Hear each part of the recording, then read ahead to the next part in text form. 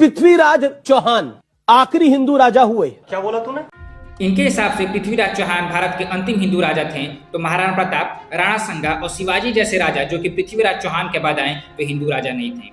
अगर हम लोग इस बात को जाने भी देते हैं तो इसके बाद इन लोग एक और कुतर्क देते हैं कि भारत के इतिहास की किताबों में मुगल साम्राज्य, नेपोलियन, सिकंदर और चंगेज खान के बारे में ज़्यादा पढ़ाया जाता है, जबकि भारतीय राजाओं के बारे में नहीं पढ़ाया जाता है। तो थोड़ा सा इसको हम करेक्ट कर रहे हैं। भारत की इतिहास किताब में सम्राट अशोक के भी बारे में पढ़ाया जाता है। आप लोग थोड़ा सा ध्यान से सोचेंगे तो आप लोग ये पाएंगे कि सम्राट अशोक हो, मुगल साम्राज्य हो, या फिर सिकंदर हो, या फिर नेपोलियन हो, इन सब में एक चीज कॉमन ये है, ये सब अपना देश छोड़कर दूसरे देश में गए थे। भले ही वो आक्रमण करने के लिए गए थे, लेकिन अपना देश छोड़कर दूसरे देश में गए थे।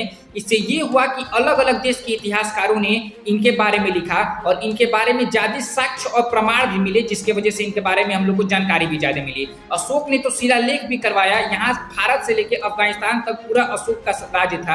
अशोक ने शिलालेख भी कराए थे, जिसके वजह से उनके बारे में ज्यादा जानकारी मिली। इसके उलट भारतीय राजा आपस में ही लड़ते रहे, कभी किसी दूसरे का राज्य ले लिया, कभी किसी दूसरे का गांव ले लिया, कभी किसी दूसरे का शहर ले लिया। तो उनके बारे में साक्ष्य और जानकारी की अभाव होने के कारण इतिहास में उनको उतनी जगह नहीं दी गई। तो ये बात ये नहीं है कि किसको कितना जगह दिया गया, बात ये है कि साक्ष्य और प्रमाण के साथ किसके बारे में कितनी जानकारी थी।